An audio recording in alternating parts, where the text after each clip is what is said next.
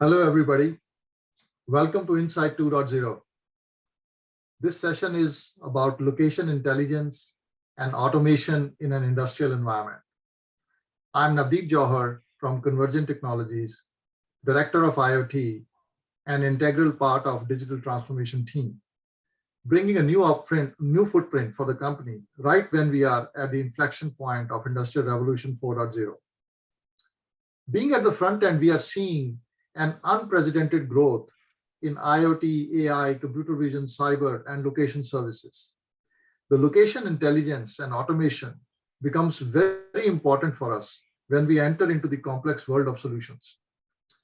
Today we have Neil Salem, CEO of NASA Solutions. Neil is a leader and an entrepreneur with a long track record of success creating and building business, especially into the emerging markets. NASA is an innovative enterprise IoT solution provider that captures and interprets location data and translates into intelligence. Neil is also going to bring impactful demo sessions tomorrow. So Neil, please take it away. Thank you. Thank you, Navdeep, for having us, and thank you for Convergint for making this amazing three-day event. As I said yesterday, the name of it's Insight Convergent Innovation Summit, and what's amazing is that NASA, a few years ago, came out with Insight Location Intelligence. So it's nice to have a synergy and a relationship with you guys. So today we're going to talk about location and what location intelligence is. And what's really important about today is that we should really go over what the history is, what the value proposition is, why we're doing what we're doing. RTLS was a technology back in the day that talked about where something is. Today, it's about the value of the data. The data drives decisions. The data allows you to make factual changes to your organization. And as we move towards Industry 4.0, we really need to understand what data points we get to be able to make these changes. So I'm just going to share my screen and go through a presentation with you all.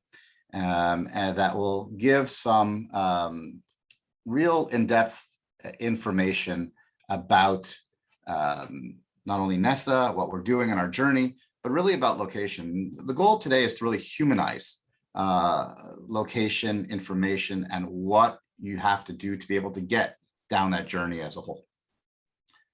So, I sort of go with the slide of evolution. And the reason for that is, as technology is evolving, we are finally at a point where the idea of what we have, what we want to see, how we want to see it, we actually could do. Several years ago, we did not have this level of granularity in location technology, cloud, AI, machine learning, computer vision. All of that was really good ideas. But the reality is that today we could really do and achieve these things and take a physical environment and digitalize it into a true digital twin. So, I read this around 2015, it came out of Forbes. And the one thing that came out of this slide is really about the value of accurate location information. And it really does affect how we do our work and how we do our business as a whole. And so today I'm going to give you sort of the journey and the history of location, and at the same time, how we are able to achieve quantum leaps in productivity, operationalization of workflows, but providing the factual data towards that. So NASA as a whole, just to give you some background about NASA, we've been in Miami for a long time. It's warm here. It's a nice place to visit, so anybody's welcome to visit us. But we really focused in location around 2010, 2012, when we partnered with a health system. And we were very fortunate to have two very innovative people that sort of guided us what they wanted, specifically in the healthcare space. But what they wanted was, they wanted to be able to use a siloed application that, not a siloed application, a horizontal application. And instead of utilizing silos, they want to be able to have all of their health system and every single department within their health system utilize the value of location and the information. because what they recognized from day one is if we could make data-driven decisions based on information, we're able to not only change the way we are, we're able to allow our culture to change, but we're able to actually drive true change based on the data that they get, they learn from, they react upon. And at the end of the day, what we really are, what Nessa really is, we're a reporting engine, if you think about it, and we're utilizing location data, IoT data, and computer vision data to be able to trigger events. And so this is sort of the way that Nessa has sort of seen, and where Nessa is going in the future is really utilizing all of these different technologies and converging them into one horizontal platform for pretty much every industry. Because at the end of the day, data location really is one of the main drivers of where things are, where people are, and how everything works in their ecosystem as a whole. So let me give you a little history about location. Location started actually in World War I. They were trying to figure out, or World War II, excuse me, they were trying to figure out where the planes were, and that's what radar came out of. And they were able to figure out how far a plane was to the land so they could be able to react upon it. Now, fast forward, roughly 30, 40 years. And the first RFID, which was a chip that had some level of information that could be associated to something.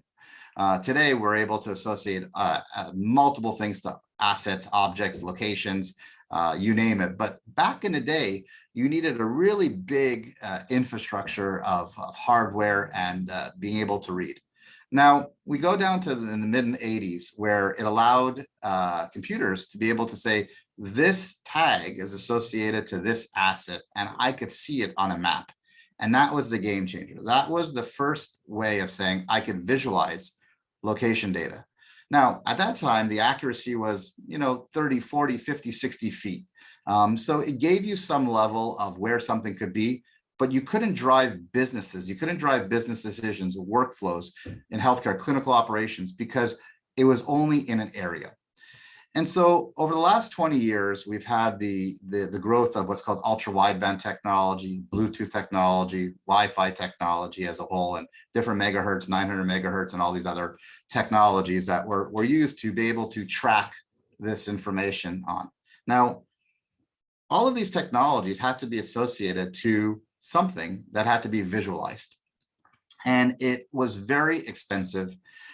It was a very hard ROI for a lot of businesses because it costs millions of dollars to install something that the dock could be over there. And over a period of time, the accuracy has grown substantially to now we're able to actually track something 50 times a second within, just a few inches of accuracy. When you're able to do that, you're able to do workflow. You're able to look at the data. And the point of location intelligence is how do you take the location of something, utilize it so that you can learn, you could react, you could change. And when you have a high accuracy technology, and not always high accuracy technology is the best thing for your business case, but when you have a level of high accuracy technology, you could truly see what we call a real digital twin, a real flow, a real physical environment or physical thing moving in a digital world as a whole. But that evolved to where we are today. And today we're really at a point where the world is changing. And as being in the space for 11, 12 years already, what we've now seeing what we call the mesh environment. And the mesh environment is the ability to use regular access points, regular Wi-Fi, regular Bluetooth, multiple systems, telephones, that everything starts to interconnect. And that is really where the future is, because if we could deploy location tracking on assets and have very little infrastructure or utilize the infrastructure already that exists, then we not only change the cost factor, but we have a mass improvement or a mass increase in utilization because it's very inexpensive, it's very fast to deploy. And so where we're sort of seeing the technology go in the next few years is there's absolutely no question that cameras are the future of location. You're able to, from a camera, to not only know the position, the X, Y, and Z of something moving around, you can know who it is by facial recognition. You could add other computer vision technology to see motion and changes. And just by doing that, you're able to build a lot of intelligence. So we believe that adding cameras into a RTLS or a location tracking technology truly enables the eyes of something that never was able to see. So we call that sort of the fifth dimension of location tracking by associating cameras to it. Additionally to that, we believe that as cameras are evolving with LiDAR, for example, you're able to see microscopic changes in images. And by doing that, we're going to start to see cameras being utilized for a lot of new healthcare things, a lot of new applications in Industry 4.0, because it's measuring distances and it's measuring different scenarios. As long as we're able to build out technology that takes that data and uses that as triggers, we're able to truly, in our opinion, see sort of the future of where location intelligence is. And obviously, as we all talk about digital twin is really the physical environment that converts into a digital world. But it's just not a 3D map. It's all of the data. It's all of the IoT data. It's all of the sensors. It's all of everything intercommunicating together. So if you think in around 5-6 years, you're going to be sitting at a cockpit and seeing everything where everything is digitally, able to look at all of your sensors, being able to look at people in flow, being able to see cars coming in and people going out, and being able to associate assets and people. All of that is really where digital twin is wanting to be. But you have to have a baseline. You have to have a horizontal baseline to be able to ingest all of this data and truly be able to take this data and correlate into the businesses that you're in, and then pull the data so that you're able to make your changes. And I was listening to another Convergint event today, and they were talking about the value of changing the culture. When we're going through this shift, you have to have a culture that enables you to make these changes, to try things, to change things. And we tell our customers all the time, whatever you think you want to do now, you're going to change it 3 times by the time you go live. And the reason for that is you've never had this level of information. And now all of a sudden you have this great amount of information. You have to learn how to actually see it, look at it, make changes, flip it again, make changes again. So what we try to do is to really provide the information and be able to report on that information as a whole. Yeah, so Neil, one quick comment I have here is that when we talk about digital twin, you have an excellent definition about the environment, right? What we also perceive digital twins is a visual representation of a physical asset, right? So that we bring a lot of resiliency, and we can load the data into a virtual environment, right? And then we can make sure that if that asset goes offline, we can load the data when the asset comes online. So it brings a lot of resiliency in the whole system. So is it the same concept you have when you talk about digital twin? Absolutely, because you have to have the asset in the system. You have to have the predefined information, so that when you're visualizing this or digitalizing or visualizing the asset as a whole, you have to have that information. What are the sensors associated to it? What is the asset? What's the lifespan of the asset? Where is the asset? So you have to have all of this knowledge and then place that information on it. And then when something changes, when a sensor exceeds a certain parameter as a whole, what's the reaction? What are we doing with this information? And so digital twin, as we see it, is correlating location data, sensor data, camera data on a visual map that has business rules in the system to be able to react proactively. And the reason I say that is because just seeing something doesn't mean you're doing something with it. You allow systems like ours to build rules, and those rules then send information when things don't meet. An example, environmental monitoring, when a refrigerator or a freezer temperature goes below or above their limit, you have to do something. We learned in healthcare, if a lactation fridge goes below or above the temperature, you have to throw out that milk as an example, and you have to document that. Now, if you think about digital twin, well, if we could get that alarm, react on that alarm within that period of time, we could save not only the milk, the blood, the medication, example with COVID with Pfizer. All of that is data that has to go somewhere, that has to be reacted upon. So we believe that digital twin is truly that, that physical environment converted into that digital world, but it's about the business flow, the workflows, the reactions that's needed. So you build the value to digital twin. And again, will we be living in the avatar world? Absolutely. But you have to have all of this data go somewhere to be able to utilize that kind of technology as a whole. So if I could continue, on our next slide as an example, we sort of talk about all the different technologies. And to humanize location, one of the things you have to know is what technology you're going to use. The first thing we always speak to our customers is say, what do you want to do with location? What is the value that you need? And the reason we ask that question is because instead of selling the technology first and then trying to build a software layer on top of it, we really try to understand our customers' needs.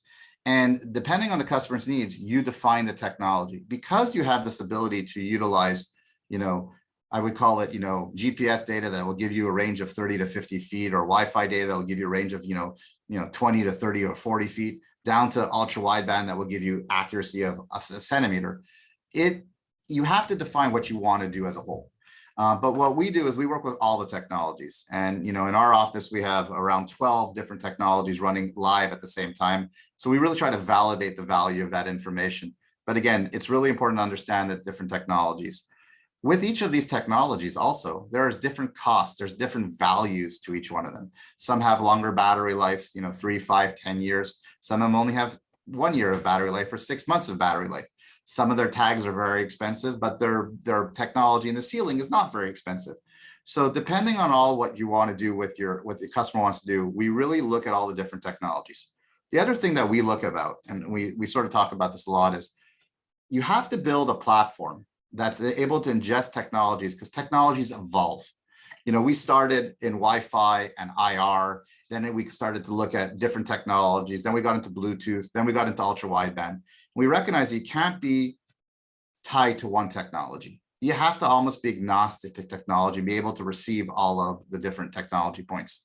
And as technology changes and evolves, you have to be able to ingest that data. And why?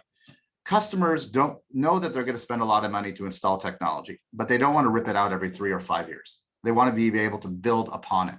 So what Nessa does as a whole is we built our application to truly ingest different technologies. In BLE, as an example, there's 3 ways to know where something is. One is called signal strength, or RSSI, where it will tell you pretty much the proximity of where the tag is to the beacon, and you're able to correlate where the beacon is to the room. Another technologies will tell you exactly it's in this room. And then there's the technology, what we call X, Y, and Z, exactly where it is on a plot. And then we're able to translate that data. And that's pretty much a whole of where the different other technologies are. But at the end of the day, what we try to do is always see where the future is. And now we're spending a lot of focus on computer vision as that 5th dimension, because it adds so much value. And it could also do associations to locations. So if I walked in a room, it would validate it was me. And at the same time, it knows I'm in this room. Therefore, it validates that the position is accurate as a whole. So as technology changes from Bluetooth to red tooth to green tooth, as we always say, we should always deploy technology that enables a customer to grow with it and really utilize it across all of their platforms and all of their different departments as a whole. So, yeah, so Neil, I have a quick one. Sorry to interrupt that. So definitely, you have from your experience, we'd like to know that how Wi-Fi and BLE, they go together. Like Wi-Fi was certainly a lot of access points around, and then we saw BLE coming into the access points, right? And now but Wi-Fi is always very costly. BLE is not, right? So from your experience, how are you seeing about these 2 specific technologies going further for location services? So one is, let's just go back a little. Originally, when BLE came out, people believed by just adding in a BLE dongle or a BLE to a Wi-Fi access point that it would provide location. The reality is that a BLE topology, where you place your beacons, versus a Wi-Fi topology, are completely different. And so a lot of people sort of hit their head originally because they didn't understand where to place beacons. But I go back to it, if instead of trying to focus on the technology, if you understood what the client wanted to do from a business perspective, you would then understand where to place your technology. Today, there is a lot of companies that are adding in, for example, like Mist, that has just came out with a brand new access point that has 18 BLE antennas in their access point. So you could get actually bidirectional or omnidirectional information from BLE. But what it is that BLE has become sort of this the synonymous of beaconing, of where something is, and the tags are very inexpensive. And as long as you're able to put beacons in the right location, you're able to pretty much know where something is within a range. That also changes if you want to do high accuracy. If in high accuracy, it's your own topology and you're not really communicating with the Wi-Fi. But what we're seeing is sort of this, hybrid approach of the Wi-Fi access points with the BLE. And if placed in the right way, or adding a certain amount of additional BLE beacons into that mesh environment, you're able to really use, both those things. The biggest driver is the cost of running cable as a whole. So if you're able to use a mesh topology or a star topology, and reduce the amount of cable runs as it, and utilizing the Wi-Fi access point as sort of the receiver of the data and sending it into the systems, then it makes sense. But I think that we're going to see even more hybrid approaches from a lot of the companies, Cisco, Aruba, Meridian, you name it, Mist. It's going to be very normal. And so Bluetooth is used for many different things: wayfinding, asset management, beaconing, sending messages, and so forth. But in the location space per se, we believe that the hybrid approach does make sense, because you don't have to spend as much, or you're very fast to market by just basically utilizing what's already in the ceiling. One of the things I will say is that I'm speaking to a camera company currently, and they're going to be adding BLE beacons into their cameras.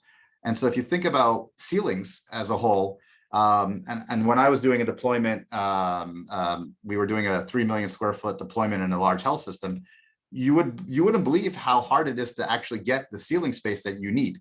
So if we could start sharing technologies or utilizing something's already in ceiling, it's already cabled, the cost of the deployment and the cost of the application goes down substantially. Thank you. So, how NESO works as a whole, or how does our platform work?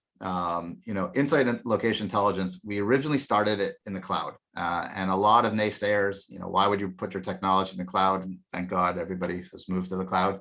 But we saw the cloud as a very valuable asset, because you're able to scale the application pretty much automatically. And as you have more utilization, more usage, all your services are scaling automatically as a whole. But we try to use best of breed, Kafka, data from Kinesis, all of those different things that we do, because we're receiving a lot of data. When you're sending 30, 40, 50,000 connected devices messages every second, you have to be able to store it, log it, and save it as a whole, and not only show it. So it's not such an easy thing to do what we do. And you sort of hit your head a few times until you build, that not perfect solution, but that really good solution, which we're at right now. But we always try to use the best of breed. And the value of our application is that we will sit behind any positioning engine. And so we allow the dot makers, as we call them, the people that provide us that location data, to be the dot maker, to provide the best that they could do. And then we pull that data right from there, and then we expose it into a business application layer.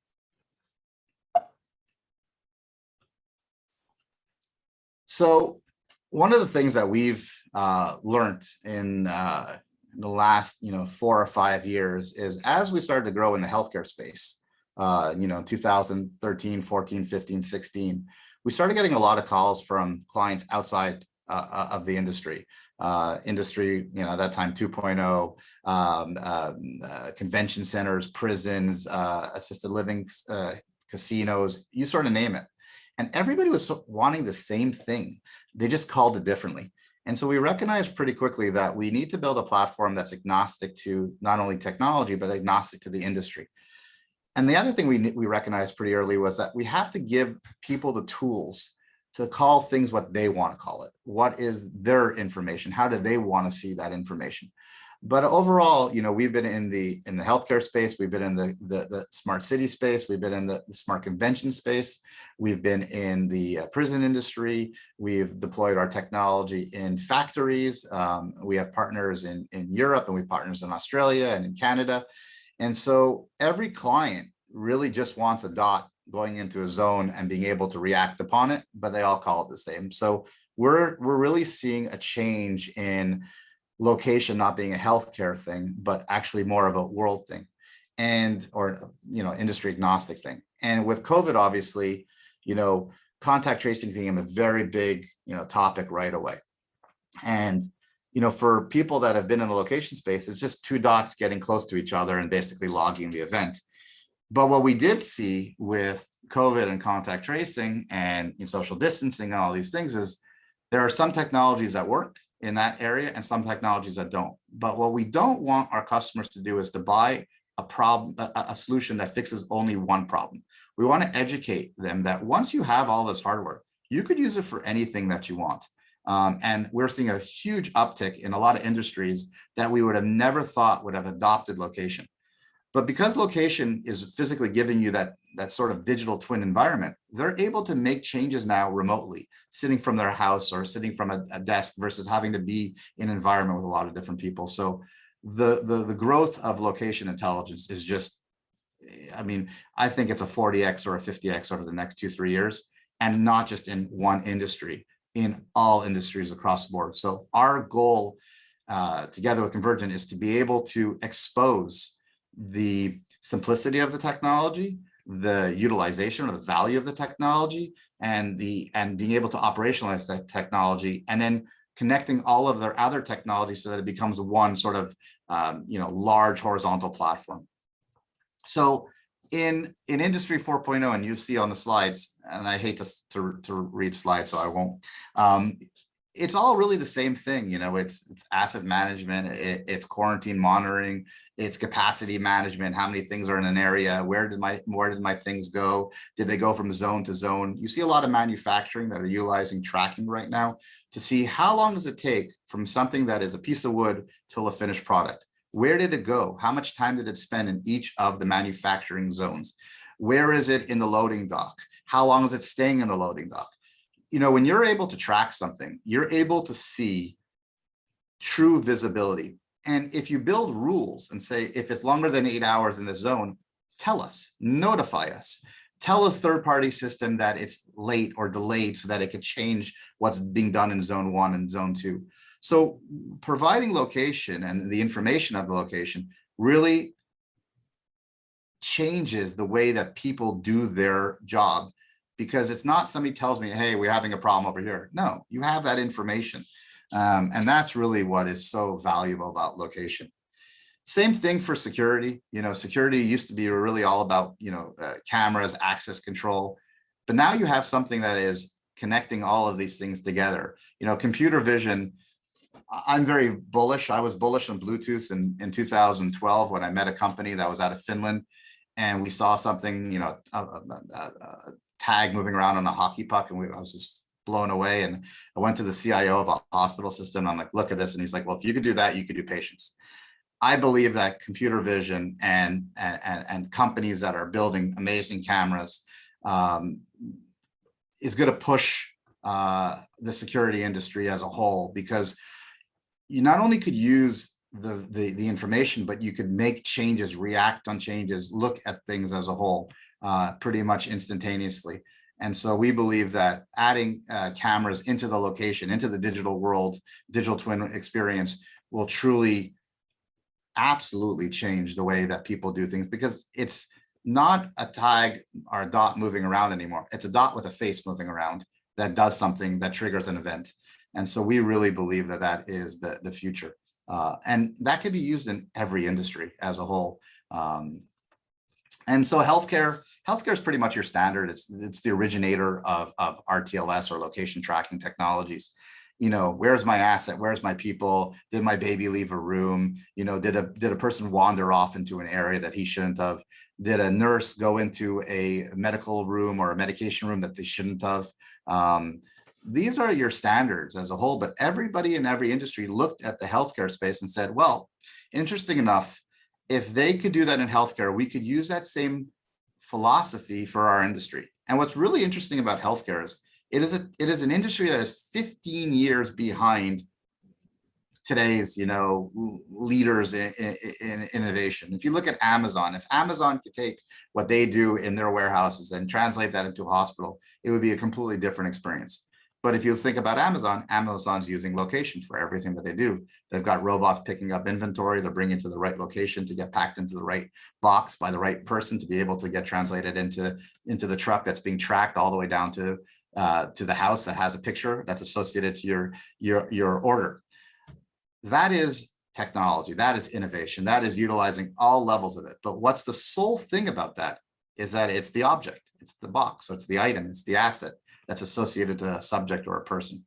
So, we see healthcare evolving, and obviously COVID has changed healthcare for good. Telepresence, telemonitoring, telehealth is the norm. 5 years ago, you forced people to try to utilize it. People didn't see the value. Why do I not want to go into a hospital to see my doctor? Today, nobody wants to go into a hospital to see their doctor, and the doctor doesn't want to be in the hospital. They'd rather be at their home being able to see their patient. So we are seeing a massive change in the brick and mortar of a big health system into a digital world. And so location enables the care providers to know where everything is at any given time. Where are my pumps? Are they clean? Are they being in use? Where's the wheelchair that I need? Where's the patient? Is he still in the OR, as an example? Once he leaves the OR, send me a notification so that I could have the room ready, as an example, or we could start doing our rounds. All of these are information, but you need something to tell you that that patient is moving from OR to another room. And that's the value of location as a whole. So, the way we sort of look at in the future of location is, we believe that cameras, we believe that location tracking technologies, Bluetooth, ultra wideband, Wi-Fi, 900 megahertz, all of them have their place in that from a location perspective, send me that information. And then we have this IoT. And what is IoT in reality? It's the ability to receive sensor data associated to an object. So you can't just have a sensor with nothing that's correlated to it. It has to be associated to a fridge, a freezer, a pipe, a pressure valve, you name it as a whole. So when you look at location, you have the map, you know where things are, you have a fridge, you know what the fridge is inside the room, and then you have all the different sensors that are sending you the data. So when something changes, you're able to react upon it as a whole. And all of this data goes pretty much up to the cloud. And the reason for the cloud is it's unlimited and nobody knows where it is, but it's somewhere, as we always joke. But it allows us to be able to pull the data and retrieve this massive amount of data and expose the data visually on a map. So if you're an enterprise and you have 50 locations or locations across the world, you could have one platform like ours that you could see all of your locations, which we'll demo out tomorrow, and see all of your assets, and they're moving from building to building, or if they're moving from city to city, or if they're just never moving from anywhere and you want to take that and move inventory from one place to another place as a whole. But to us, it's all about the business rule. What do you want to do with the location? What are you doing with that person or that asset moving from room to room or area to area? Because just by watching a dot moving around, there's really not much value. Yeah, you could have reporting, but you want to trigger events. So at the end of the day, what we do is we build a business rule. We call it a dynamic workflow engine. And it's all about the condition and the action. And the condition is, I entered a zone. I've been in the zone for a very long time. I'm leaving a zone. The temperature is above or below. And there's hundreds of conditions, but those are the simple ones to say. But the action is, what do you want to do? If I entered a zone, then do what?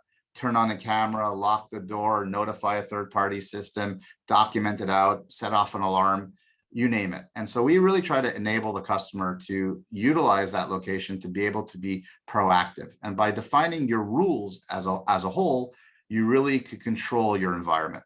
It's not 1984 George Orwell's, but it's pretty close if you think about it that way. So, this is a live environment and we're just looping the video for you guys to sort of see. But the value is that you could actually see people moving pretty much instantaneously, going from room to room to room. The rooms have business rules. They'll change colors based on a business rule. If that person enters a room, notify me, change the color as a whole.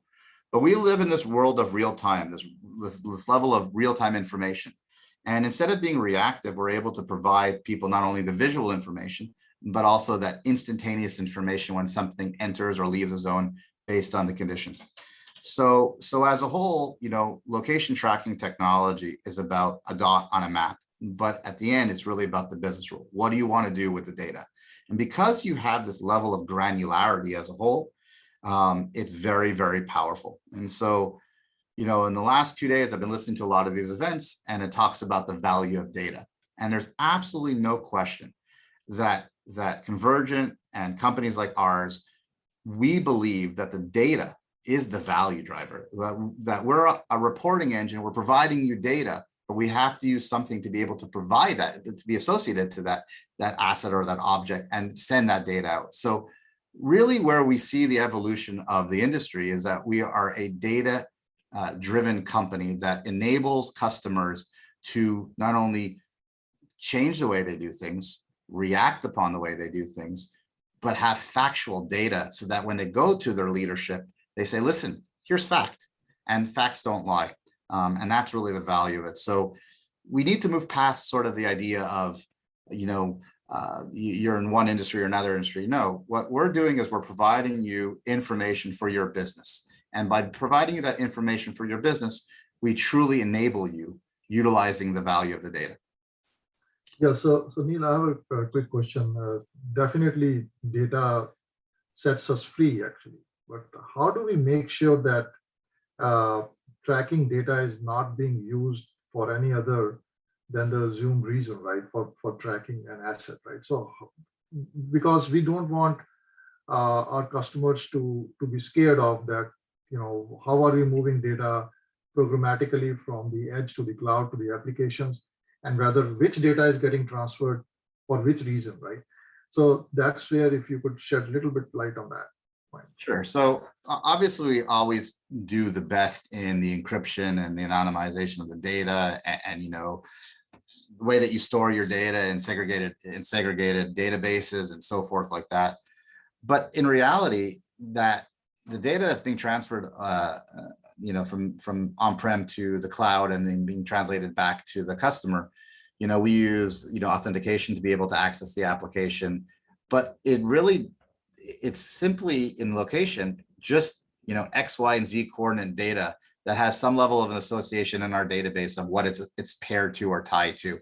So we really try to provide that level of comfort and security. Our application has all different levels of authentication, different management levels, role levels as a whole. So depending on the client, and how they define, who gets to see what. So if you had, 10 offices across 10 states, and you had a person that worked in Illinois as an example, and you say he's only allowed to see the office in Illinois, that's all that he's going to see. If you're sitting at headquarters and say, I want to see all, well, then you get to see all in that perspective. So we really try to understand, and it goes back to ask the customer what they want and define what they want to do.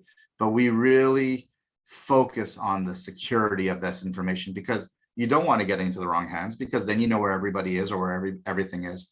But at the end of the day, the goal has always been to really encrypt the data, anonymize the data. So if somebody tried to steal it, in the cloud, it's literally jumbled numbers as a whole. And again, I'm not the technologist, but I will tell you that we've gone through several large organizations through their security measures, their quality, their quality checks, their cyber security, and we've met every one of them because we believe in best practices. We believe in building out technology that meets best practices, that is enterprise-wide. That's why we went with Amazon, and we would do the same thing with Microsoft Azure. We believe in putting these things in the best places, because there's no reason to do it the wrong way. And there's always a reason to do it the right way as a whole. Thank you. So the next thing is, and I think I spoke a lot about it, about the business rule. The one thing about business rules is it's not singular. Nothing is singular in this world. I didn't enter a room and do something because I'm going to leave that room at a certain point. What we also noticed is that when a lot of industries always sell a module, I'm selling you one use case, and this is how you use this one use case, and it's your way. It's our way, not your way. That doesn't work in our space. Every customer has a different way of doing something. If I want to go get a bottle of water and I entered a zone and I left the zone and I want to notify when the water is getting lower, my way of doing it and your way of doing it are completely different. So we allow our customers to build as many business rules, as many chains or trees, as they would say, and different scenarios. Because at the end of the day, and I've been using the end of the day a lot, I apologize, we don't know what we don't know, and we don't know what our customer knows. And if we think that we know what our customer knows, then they won't work with us. We have to give them the tools and the flexibility. So I always say to customers, we try to provide you like an Excel spreadsheet. Whatever model formula you build, that's on you. We have to give you the tools to do it. So the business rule is something that we focused for years on, the flexibility of it, all the different conditions, all the different actions, the ease of use of it, and the ability to change it on the fly. And we've built some very complex, hand hygiene as an example in healthcare, 17 scenarios when somebody a care provider enters a room, if there's a patient, if not, if they go to the patient before they go to the dispenser, if they go to the dispenser, then do this. You have to build out the flexibility. And we changed that several times, several different iterations till our customer was happy with the flow in total. So by providing the tool of a rule, you're providing the value of the dot. If you're just tracking a dot, you're only limiting your value. And by limiting your value, it's a very expensive knowledge that somebody is in a room as a whole. And all of this data at the end of the day goes out to reports. And the reports is really what drives decisions. And we have, 2-3 dozen canned reports, utilization reports, activity reports, location reports, historical location, where was somebody. My whole thing we did a few years ago, we had 2 really interesting reports. And we never thought that these kind of reports brought value. And I'm going to use the healthcare as an example of one and another industry as an example of the other. So the hospital was getting sued because a patient parents claimed that they were never seen. And we got a phone call and said, please provide us the information of this room and this patient and who came in and out of that room at any given time. And there was 18 people over a 12-hour period of time that came into that room, and it was digitally stamped. And by providing that information, they were able to send back that data, and that lawsuit was closed. Who would ever think that location data would enable a hospital to say, here's proof that we saw your patient. Not only did our doctor see your patient, this doctor spent 7 minutes and 15 seconds. This doctor spent, 3 hours, going through this and that, as an example. Another complete industry was in the wood manufacturing. They were trying to associate how many forklifts were being utilized with pallets and who was the driver that picked up the most. Again, we would never think that was an important thing, but the analytics provided information that they changed the way that they did their workflow, and they promoted certain people to be more of the master technician, and knew who the valued employees were and the employees that didn't do as much as a whole. So location can be used just in everywhere. Currently, we're doing something in the casino space where they're tracking the money machines and where all the people are moving with money. So it's just across all platforms, the value, but all of these things that occur, all of these times that the dots move from zone to zone to zone need to be tracked. And not only is a zone an area, but we could associate an area to a use case or a name or a type. So when you run your reports, you could say, 42% of the time my forklift was in the maintenance shop. Or 13% of the time my biomedical equipment was sitting in a dirty room. Why can't we turn that quicker so that we don't waste our time and be able to reuse these equipment so that we don't have to buy more as a whole? So data, the data of location and the data of the information really reside back to the location, the reporting as a whole. So future or sort of present and future. Around a year ago, we started to work with a very large EMR and a camera manufacturer to build an embedded telemonitoring platform. And we believed that it's great to be able to look at a screen and sort of see, several people, but why do I want to stare at a screen? I want to be able to react based on an action or an outcome. And we began building computer vision, I think it's actually more than a year ago already. But what we noticed is that we could train systems to be able to build the condition so that our rules engine builds the action. So in this situation, as you see, we just simply want to train the system for me to stop eating cake. And we first identified, that we're able to know motion as a whole. And then from that, we're able to train the system that every time I put my hand closest to my mouth, that it's an action. And then what we did is we validated it was me, Neil, eating cake, and then sending that trigger reaction to our system so that will happen is that it will send me a message saying stop eating cake as a whole. It's no different than location. If a dot entered this room and it's me, then notify out the system. So we're using cameras in the same way we're utilizing positioning data. And that's why we believe cameras is a very integral part of location intelligence, because a camera singular doesn't do anything. Camera with computer vision doesn't do much. A camera with computer vision on a location engine with associated other technology does a lot of information. So as an example is here is that, this is something that we've been testing and doing for hand hygiene for a lot of different industries, is that we could validate that not only did somebody wash their hands, we could validate it not only from the technology, but we could look at and teach the system as a whole. Look, if I put my hand in front of it and I know that there's a dispenser, therefore I wash my hands, and I can associate that to the care provider, whom is that person. And again, that's pretty much for every industry.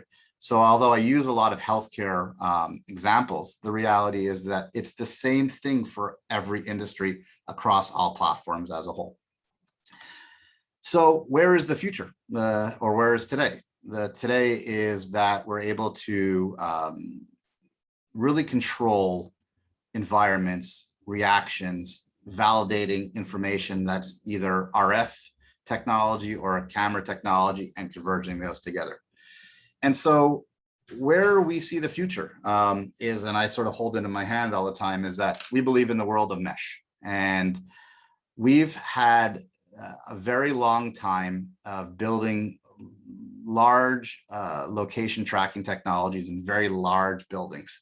It was a lot of work to be able to install, to configure, to deploy, to operationalize. It's doable, and gets a lot easier, obviously, as you learn from them. But if you could do less infrastructure and utilize more of a mesh network, like what Apple's doing with their AirTag, which I think is a phenomenal technology, because now I'm able to leave this tag in the middle of a Hong Kong airport and be in Miami, Florida on the beach. And a person walking by with their Apple phone picks up the signal based on ultra wideband. So the phone basically sees that there is a device and it's 3.5 feet from it. So it knows the position of the phone. It picks up this device. This device is assigned to me. Then it sends me that information agnostically that my tag is sitting in a Hong Kong airport in section 7 on the 3rd floor. Now that is the future of location. And what we're seeing is how to utilize mesh technologies, mesh hardware. As Amazon just came out with Sidekick, which is a Sidewalk, which is their version of utilizing their Alexas as beacons to be able to locate something. That is a phenomenal opportunity, because not only is it indoors, it's outdoors, and it's utilizing millions of devices that are all there, are all available, and now it's sending you this information, this location. And as long as we're able to receive this data and expose this data, it changes the way that you do tracking from building to building or from city to city, because it enables you to have less infrastructure, less dependent on GPS data, as an example, and more dependent on technologies like Bluetooth and ultra wideband.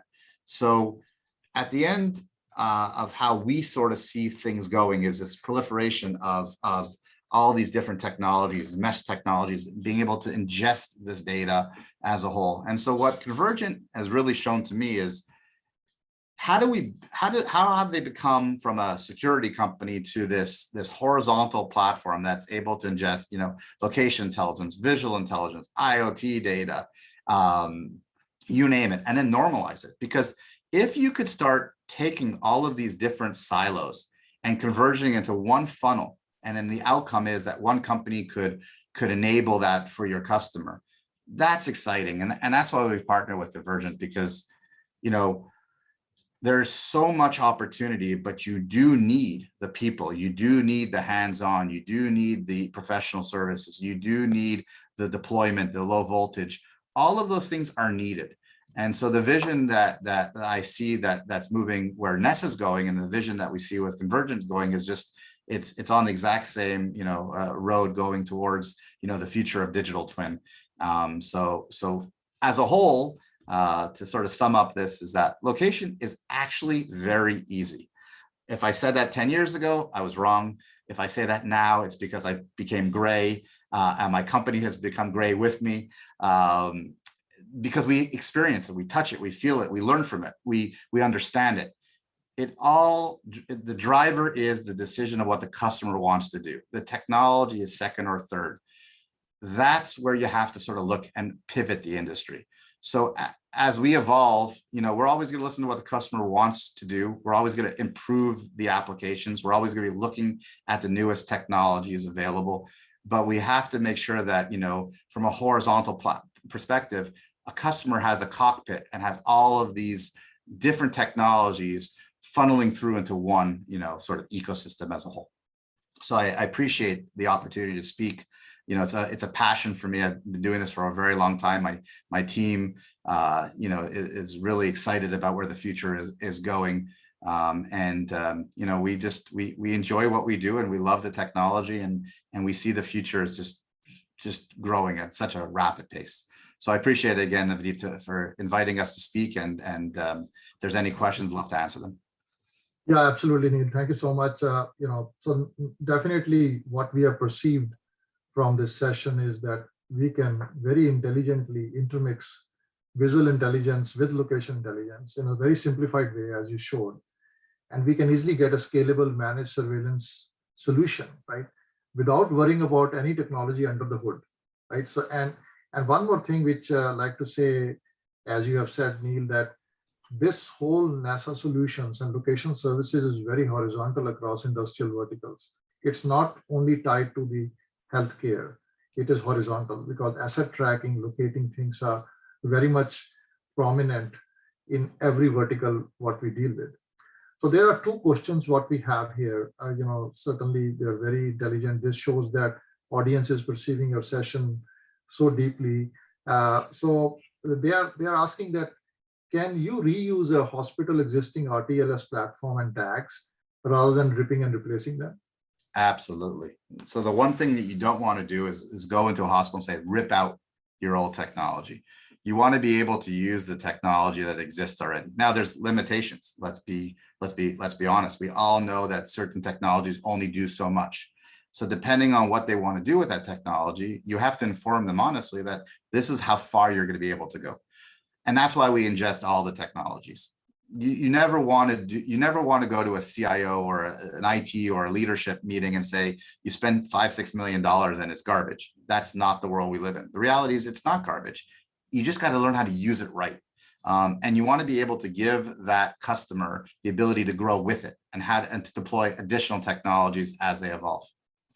So the answer on it is we have been working with a lot of the technology that are already embedded in the healthcare system, and we're able to not only ingest the data and expose the data and maybe even provide more value to the data.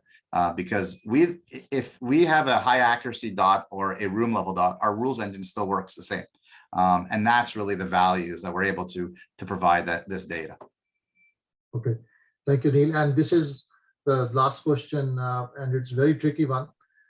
So how much of a role do you see the privacy debate going on in the public forum playing in this technology space, right? Specifically, Do you foresee policy presenting any obstacles with individual tracking, or you have your own idea on that? So I think that COVID has not eliminated that question, but I think it has enabled that change much more rapidly than it originally was. Our goal is to provide safety and security. And by tracking something, an asset or a person, and by knowing where something is, you're able to enhance that level of information or that security level. Technology, I don't want to say that COVID got rid of it, but I do think that we live in a remote world. We don't want to be in front of people as much as we used to be. We don't need to be there anymore. Office spaces are not as important. Companies are still running and being more productive and more efficient and so forth. But location enables a lot of data that if you're not there anymore, you still are. So is it out the window? No, it will always be respected. And I think that when you speak to your customer, you got to show them the respect of the value of that information. Are you infringing on people? It depends on how it's used. In our office, we do a lot of testing. We eat lunch, and then one of our staff will say, "Oh, enjoy your meal," and they're in another city. Do we feel that sometimes? Yeah, you have to be honest about it, but you have to know how to speak to your customer, because at the end of the day, for them, is that what do they want to gain from the technology? So it will evolve. It is changing. In Europe specifically, where we had a lot of pushback with our partners in Europe, we're seeing a lot more openness to not only deploy it, well, not only openness, but the deployments of it, but they're now seeing the value of it. And so my feeling is it will evolve. You just have to be able to communicate to your customer and to their clients or to their patrons or to their patients or whatever, why you're doing it. And that's really cultural. And I think when you do innovation and you make transformation, you have to have a culture that encourages it, that believes in it, that drinks the Kool-Aid, as they would say. Because when the employees start to believe in it and bring value to it, everybody else, all that drops away. So there's a lot about transformation and innovation, but at the end of the day, it's all about the people and how you work with the people to be able to engage in it and to make that change. Absolutely, Neil. And on a lighter note, right, what is the name of your platform? Insight Location Intelligence, and it's trademarked. But yeah, it's never easy to name something. We always think about what's the next name, but we were actually going to make a new version of the technology and call it a different name, and then everybody says Insight just makes so much sense, and so we keep it as Insight. And yeah, it's insightful. It provides you that information. There's so many meanings of it, but change happened. It's not happening anymore. It's happened, and we all have to be able to work very rapidly and engage our partners because the technology is there, the hardware is there, the understanding of the value is there. All that's needed is to be deployed and operationalized, and that is the next 24 months is just that level of work together. Okay. Well, thank you so much, Neil, for evangelizing on your platform and technology. You really learned a lot. And thank you, everybody, for joining. Hopefully you have gained some impression about location services, how important it is. Thank you so much. Thank you.